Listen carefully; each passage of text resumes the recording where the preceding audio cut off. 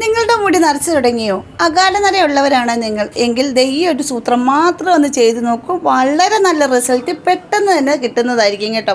ഈ ഒരു സൂത്രം മാത്രം മതി. ഇതെന്താണെന്ന് ഒന്ന് കണ്ടു നോക്കിയിട്ട് കമൻറ്റ് ചെയ്യട്ടോ. Hello friends, Neha tips and ട്രിക്കിൻ്റെ പുതിയ വീഡിയോയിലേക്ക് എല്ലാവർക്കും സ്വാഗതം. ഒറ്റ യൂസിൽ തന്നെ നല്ല മാറ്റം വരുന്നതാണ് കേട്ടോ. അപ്പോൾ ഇതെന്താണെന്ന് കണ്ടു നോക്കൂ. നേരെ വീഡിയോയിലേക്ക് പോവാം.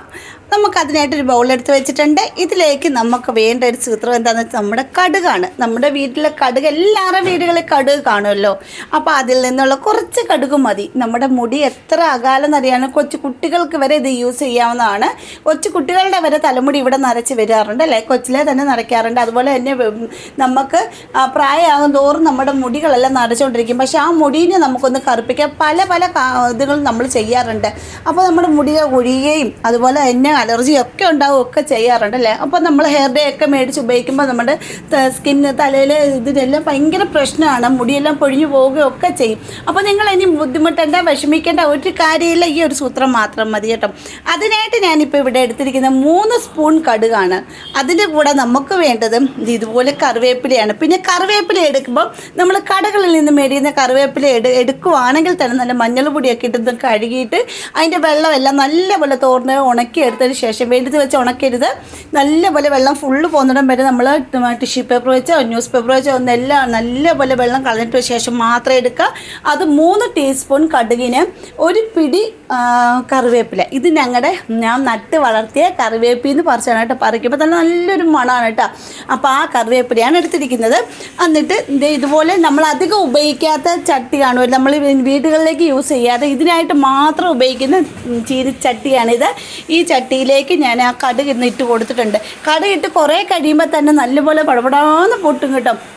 അത് കഴിഞ്ഞിട്ട് ഇത് കരിച്ചെടുക്കുക. അതായത് ഒരുപാട് കരിഞ്ഞു പോകാതെ നമ്മളിങ്ങനെ കൈ കൊണ്ട് ഇങ്ങനെ പ്രസ് ചെയ്യുമ്പോൾ തന്നെ പൊടിഞ്ഞ് കൈ വരുന്ന രീതിയിൽ കരിച്ചെടുക്കുക. നല്ല പൊടി ഇതേ രീതി ഇപ്പോൾ കണ്ടില്ല, നല്ല പൊടി ഇവിടെ കരിച്ചെടുത്തിട്ടുണ്ട്. പിന്നെ നിങ്ങൾ ഫ്ലെയിം കൂട്ടിയും കുറച്ചൊക്കെ ഇട്ട് വേണം ഇത് ചെയ്തെടുക്കാനായിട്ട്. ഞാൻ പെട്ടെന്ന് വീഡിയോയിൽ ഇങ്ങനെ കാണിക്കുന്നേ ഉള്ളൂ.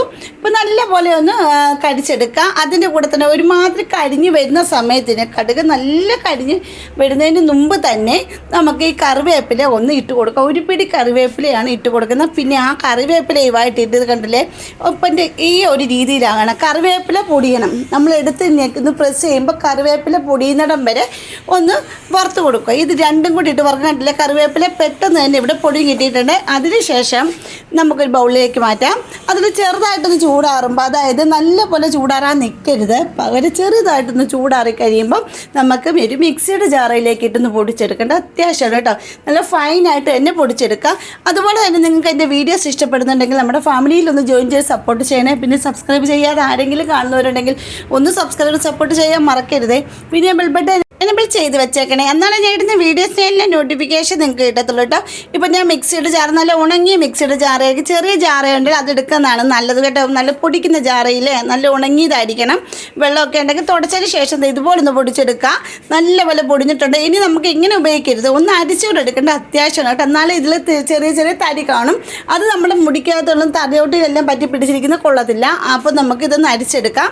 ഇത് അരിച്ചെടുത്തതിന് ശേഷം ഇത് കണ്ടില്ലേ, ഇപ്പോൾ നമ്മൾ ആ കൈ കൊണ്ട് തന്നെ എടുക്കുമ്പോൾ നമ്മുടെ കൈ നല്ല കറുത്തിട്ടുണ്ട് കേട്ടോ. അപ്പോൾ ഞാൻ ഒരു ബൗളിലേക്ക് ഇത് മാറ്റി വെക്കുന്നു. വേറൊരു പാത്രത്തിലേക്ക് നല്ല കുപ്പിയിലൊക്കെ ഒന്ന് അടച്ച് മാറ്റി വെക്കുക. നമുക്ക് കുറേ നാളത്തേക്കുണ്ട് ഇത്.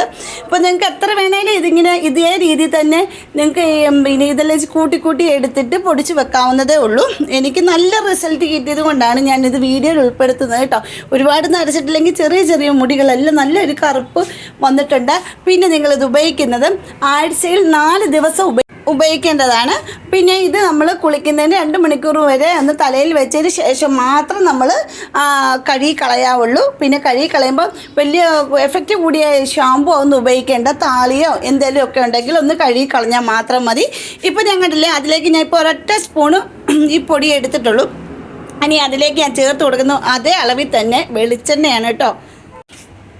ഈ വെളിച്ചെണ്ണയിലാണ് നമ്മൾ തലയിൽ തേക്കുന്നത്. പക്ഷേങ്കിൽ നമ്മളിത് തേക്കുന്നതിന് മുമ്പ് നമ്മുടെ തലയിൽ അഥവാ മുടിയിൽ നല്ല എണ്ണയുടെ മയം ഉണ്ടെങ്കിൽ അത് ഷാമ്പു ഇട്ട് കഴുകിയതിന് ശേഷം മാത്രമേ നമ്മൾ ഇതിൽ വെളിച്ചെണ്ണ ഒഴിച്ച് നമ്മുടെ തലയിൽ പുരട്ടാവൂ.